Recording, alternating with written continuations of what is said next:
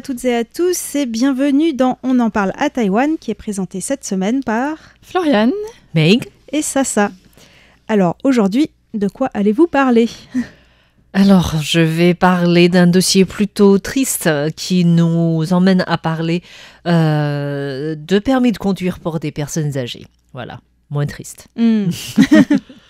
moi je vais vous parler d'un sujet qui est pas très joyeux non plus, qui parle aussi des conducteurs, mais d'autobus plus que de personnes âgées. D'accord. Et d'étudiants étrangers. Ok, alors de mon côté... Quelque chose de plus joyeux en tout cas. Voilà, pour une fois, d'habitude, je fais toujours des choses un peu déprimantes. Mais là, pour une fois, ce sera quelque chose d'assez joyeux. Enfin, quoique. Je me pose la question. Je vais vous parler d'un article et un documentaire sur une langue très rare à Taïwan. Une langue que vous ne connaissez peut-être même pas. Elle est parlée dans la région de Ilan, dans le nord-est. Et c'est un mélange entre plusieurs langues. À votre avis, est-ce que vous connaissez ? Non. Je pense que j'en ai entendu parler, une sorte de taïwanais mélangé avec autre chose, c'est ça ? Alors, c'est un créole. Donc, c'est un mélange de langues, voilà.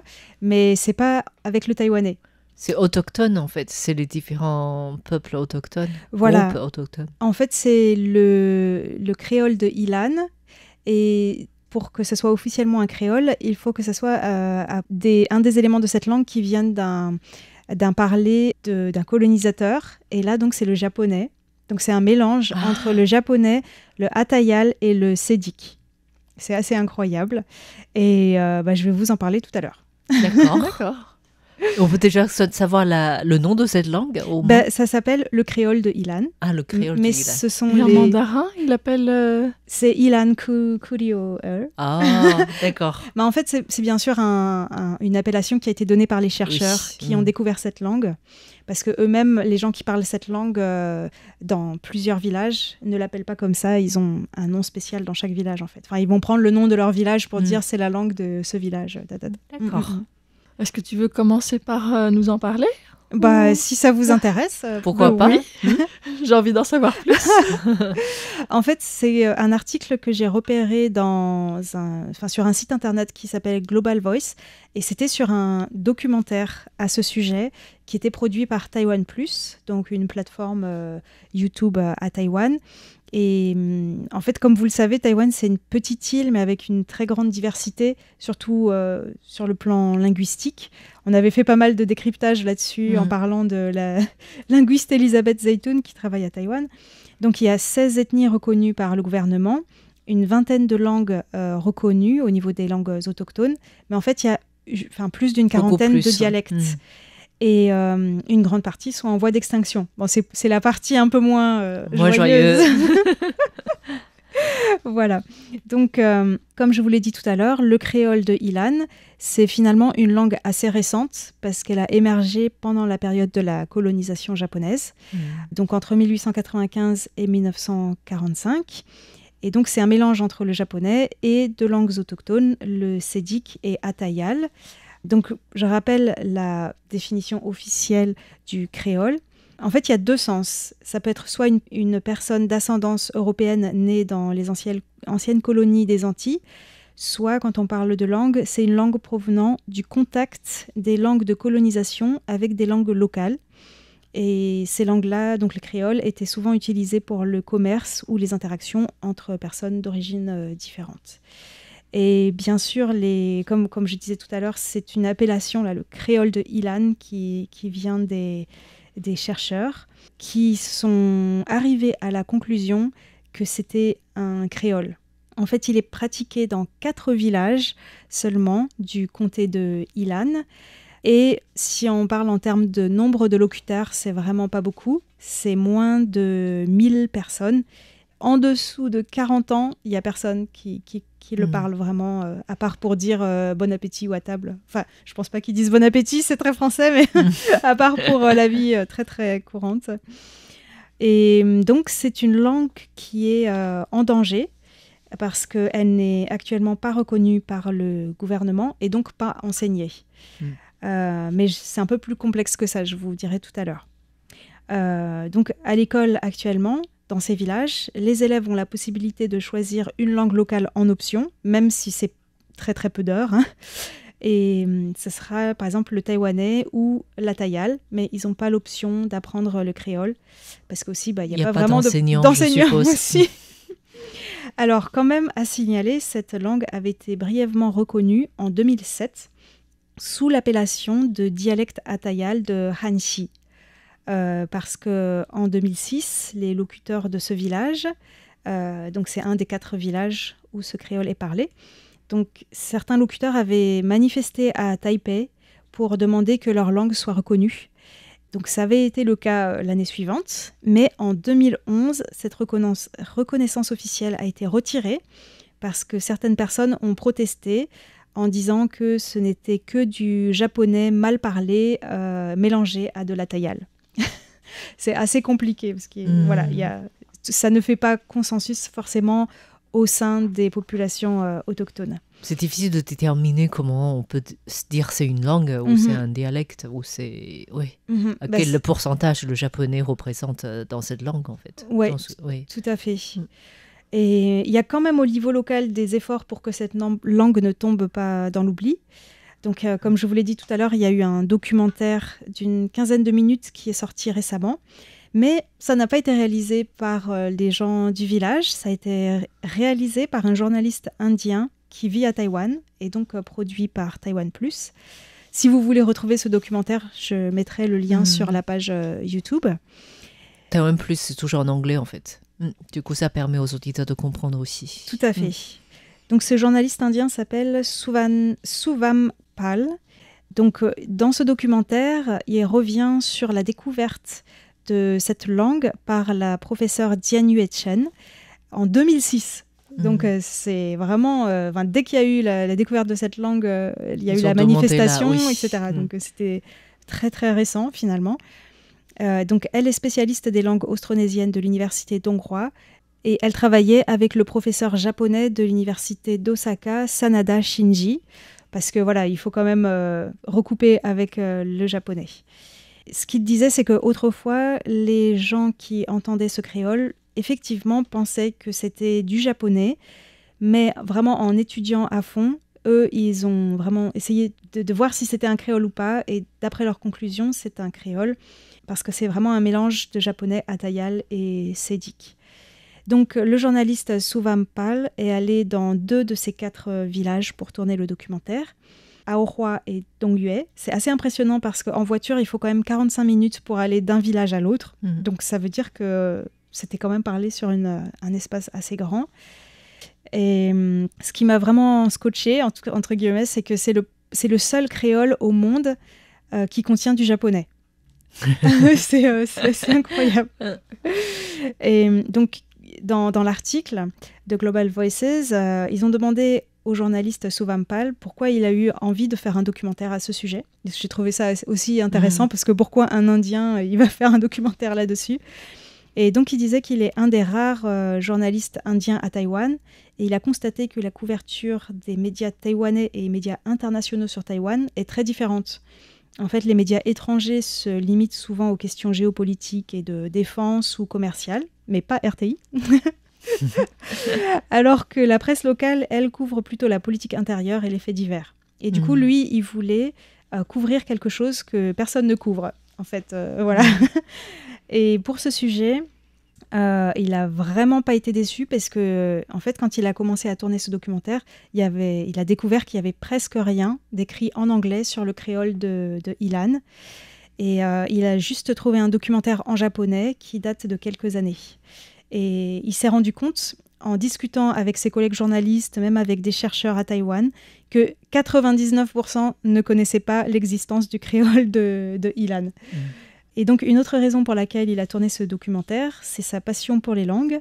Parce que, comme vous le savez, l'Inde, c'est multiculturel avec plus de 200 langues, dont 22 reconnues dans la Constitution. Alors, pour revenir au documentaire et terminer, pardon, je parle beaucoup. Mais c'est bien. Il a non seulement interviewé les villageois qui parlent créole, mais donc aussi la linguiste Madame Dian. Et il espère que ce documentaire contribuera à la revitalisation de cette langue. même si c'est vraiment pas facile, hein, comme on l'avait vu avec Elisabeth Zeytoun, donc la linguiste de l'Academia Sinica. En tout cas, il trouve que c'est déjà encourageant que plusieurs milliers de personnes ont déjà regardé ce documentaire en seulement 1 mois et ont laissé pas mal de commentaires. Donc en fait, ça fait pas mal réagir les gens à Taïwan.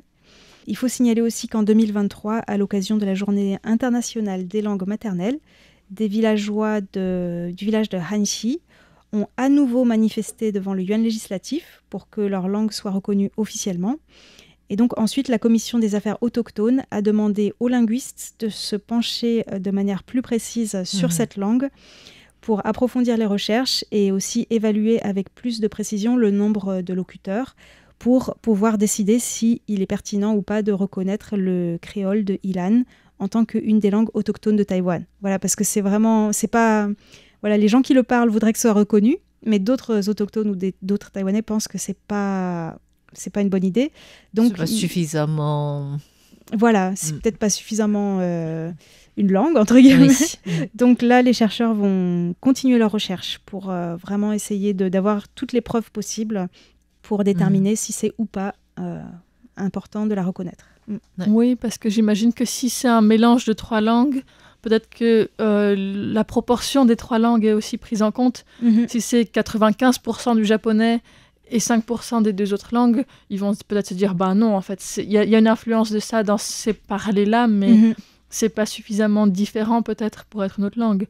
Mais si c'est, ce sera pas le cas, mais 33%, ça sera beaucoup plus justifiable, je pense, d'un point de vue académique, de l'établir comme une langue à part entière. Oui, mais si vous avez envie d'écouter cette langue, vous pouvez regarder le documentaire. C'est sûr. Parce que... On peut, en fait, effectivement inviter les Japonais à écouter le documentaire pour savoir s'ils arrivent à comprendre, en fait. Ah oui, d'ailleurs, je vais peut-être le passer aux collègues japonais. Voilà, tout à fait. Comme ça, on saura si, sans comprendre à Tayal, est-ce qu'on comprend ce qu'ils disent, en fait. Voilà. Et de mon côté, je vais vous parler d'un sujet dont les Taïwanais parlent beaucoup en ce moment. Ça comprend la société civile, mais aussi le gouvernement. Depuis 2 accidents tragiques. En fait, vous savez peut-être déjà, le 19 mai de cette année, il y a eu un accident terrible avec un conducteur de voiture de 78 ans qui, on ne sait pas pourquoi, qui est rentré dans beaucoup de voitures et qui a provoqué 3 morts et 12 blessés. Donc là, c'était près d'une école primaire. Donc il y a 2 enfants et une maman qui étaient tués dans cet accident. Le conducteur est pour l'instant toujours dans un état... Dans le coma, non ? Trop grave en fait pour pouvoir parler en tout cas. On n'arrive pas... Il n'y a pas d'alcool, c'est sûr. Mais pour le reste, on ne sait pas encore la cause. Et quelques jours plus tard, le vendredi en fait, il y a eu un autre accident, cette fois-ci au plein cœur de Taipei. C'est un chauffeur de 78 ans, encore une fois, qui a, je ne sais pas pourquoi, qui ne s'est pas arrêté au feu rouge et du coup qui a bousculé un bus et 4 voitures et ça a fait 8 blessés. Et du coup, ce qui fait parler des Taïwanais, c'est le permis de conduire accordé aux personnes âgées, en sachant que, apparemment, l'année dernière, selon une députée, pour les conducteurs de plus de 65 ans, Taïwan a connu plus de 100 000 cas d'accidents impliquant des chauffeurs de plus de 65 ans, provoquant 73 000 blessés, 1225 morts. Voilà. Est-ce qu'on a des proportions par rapport à cette pas tranche particulièrement élevé. C'est ça, parce c'est que... pas particulièrement élevé, ouais. Mais c'est ce qui pose problème, c'est que comment on peut attribuer des permis de conduire de manière correcte, parce que pour l'instant, Taïwan a mis en place, il y a 8 ans seulement, de permis de conduire pour des personnes plus âgées. Et maintenant, pour les personnes qui ont plus de 75 ans, il faut qu'ils repassent un examen de santé tous les 3 ans. Et c'est un examen qui comprend la vue, l'audition et les tests cognitifs pour savoir si on est atteint ou pas d'une démence. Du coup, je me suis amusée à regarder parce que du coup, ce qui a été critiqué, c'est que les examens ne sont pas vraiment valables pour déterminer si une personne a des problèmes ou non de santé en fait. Et du coup, je me suis amusée à regarder ce qu'il faut faire pour renouveler le permis de conduire. Et en fait, en plus des questions de santé physique de base, en fait, la vue audition, au niveau de cognitif, c'est ce qui fait le plus critiquer cette fois-ci, c'est des questions vraiment, vraiment basiques, dans le sens où le conducteur doit répondre la date, le jour de la semaine où il passe l'examen face au contrôleur.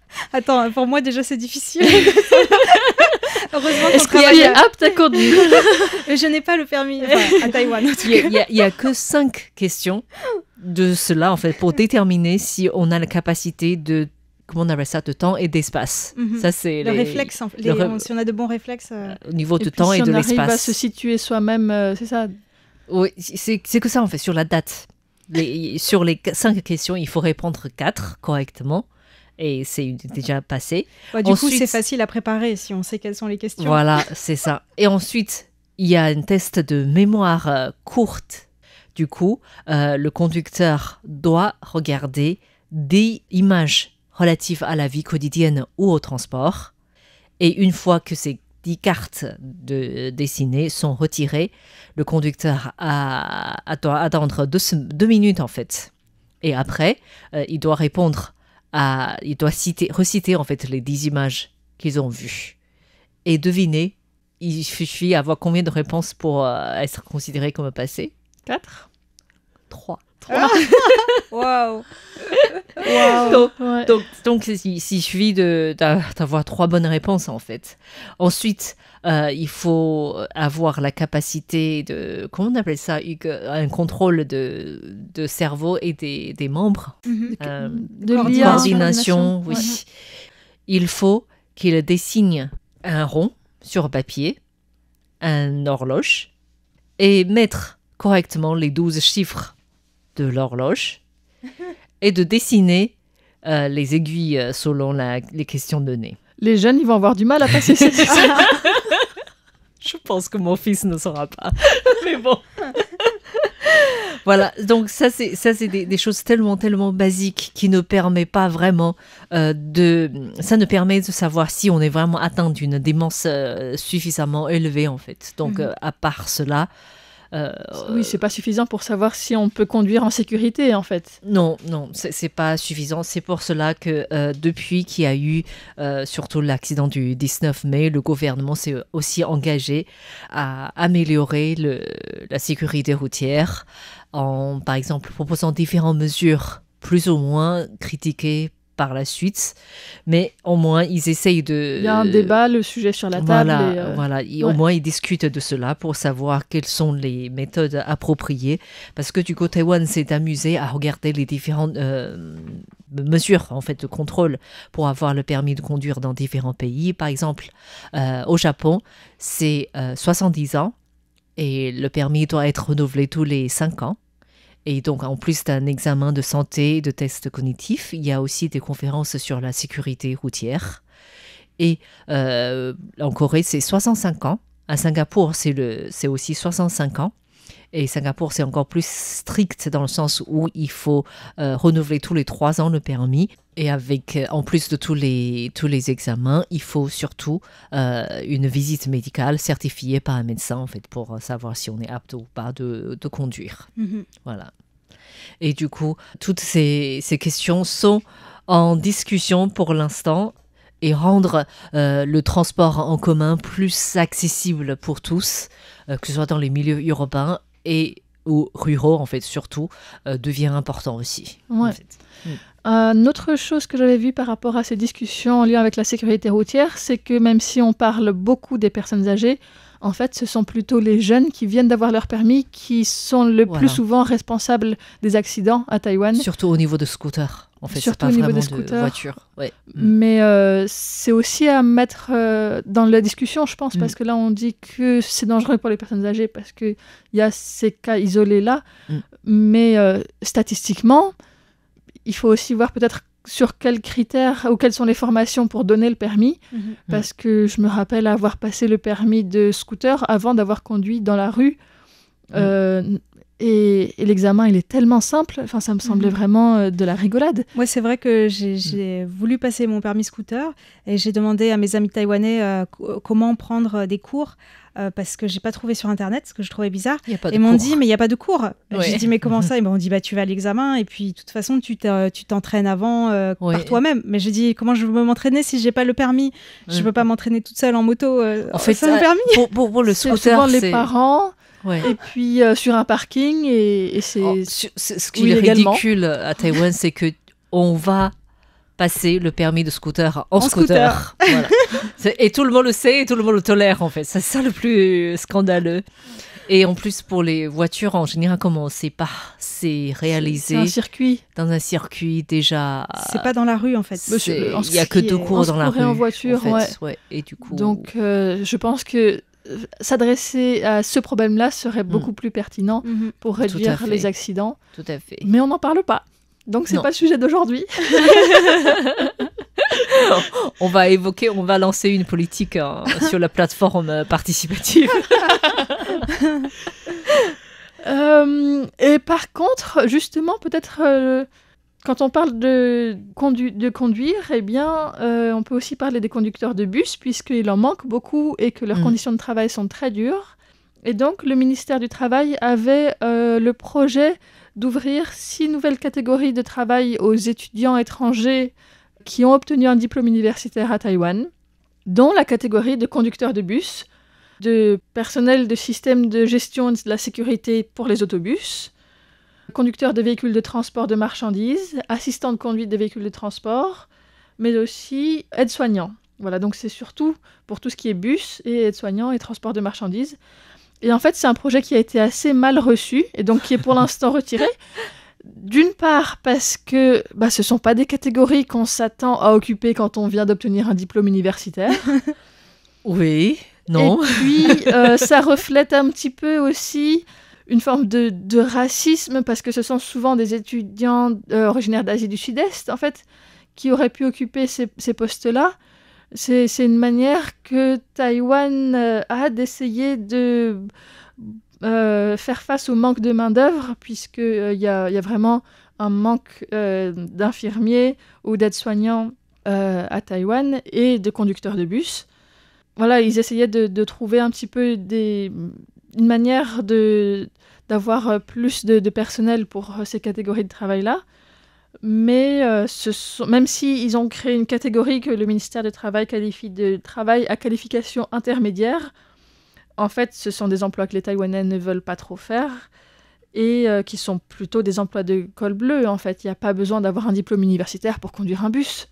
Oui, après, c'est pas facile quand même. Mais il y a besoin d'avoir une bonne formation quand même. Il y a besoin d'avoir une bonne formation, mais c'est une formation technique qui n'est pas universitaire. Oui, c'est vrai. Et donc, voilà, c'est assez surprenant en fait comme politique. C'est pour rendre les conducteurs de bus plus jeunes. Aussi. On vit au même problème en fait. Voilà, donc il y a effectivement beaucoup de problèmes, mais il y a des petites questions. En fait, c'est pas juste ouvert aux travailleurs étrangers en général. Non. C'est juste pour les étudiants diplômés, donc qui potentiellement parlent déjà chinois aussi. Je pense que c'est dans le sens où il faut qu'ils savent lire le chinois. Je pense que c'est dans ce sens qu'ils ont prévu ça en fait. Parce que tous les étrangers à Taïwan ne lisent pas le chinois en fait. Je pense que c'est ça. Mais bon. mais voilà, c'est surprenant comme politique. En tout cas, en ce qui concerne les infirmiers, par exemple, en 2023, le ratio de patients pour infirmiers était entre 13 et 15 patients pour une seule personne qui doit s'en occuper. Et donc un peu moins pendant la journée, plus pendant la nuit, avec en campagne parfois des infirmiers ou infirmières qui déclarent s'occuper de 26 patients pendant un tour de nuit. Donc c'est énorme. Wow. Et il y a eu beaucoup d'infirmiers ou de personnel médical qui ont quitté leur travail en fait après le Covid parce qu'ils étaient en burn-out ou surchargés, voilà. Et donc il y a un manque de personnel aussi dans ces domaines-là. Et puis il faut dire aussi que leur salaire est très bas. Le salaire de départ est entre 32 et 36 000 $ taïwanais par mois, ce qui est inférieur aux agents de sécurité ou bien aux personnes aux conducteurs de bus. Aux conducteurs de bus. Qui sont beaucoup plus payés, par contre. Voilà, donc c'est surprenant aussi, et c'est pas juste, en fait. Donc, il y a aussi plusieurs incidents avec des chauffeurs de bus qui tombent dans les pommes au volant ou bien qui font des crises cardiaques l'an dernier et cette année. Donc, qui n'ont pas forcément créé d'accident parce que parfois d'autres personnes ont réussi à intervenir ou bien les chauffeurs, avant de tomber dans les pommes, avaient réussi à se garer sur le côté parce qu'ils sentaient que ça allait pas bien. Mais ça montre aussi que ils sont surmenés. Donc voilà, il y a quelque chose à faire.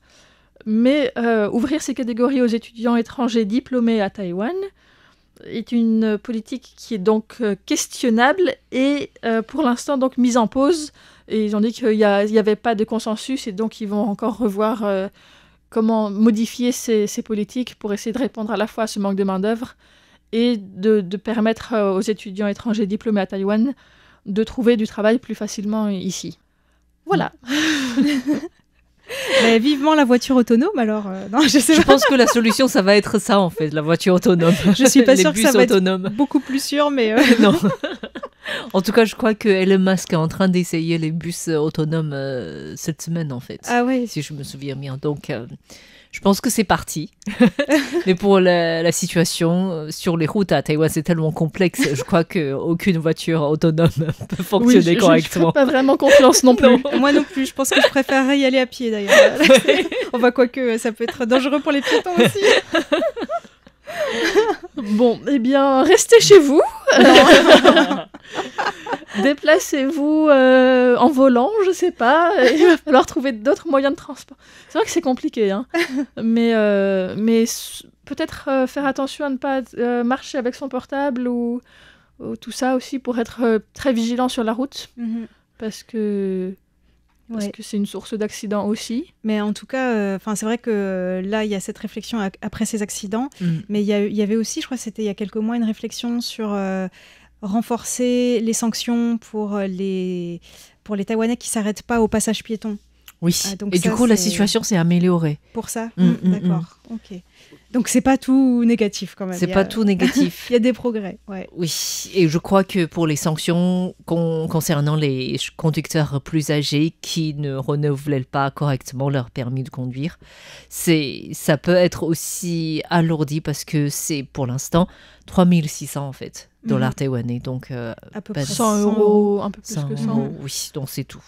Je pense qu'il y a beaucoup de questions qui sont à revoir.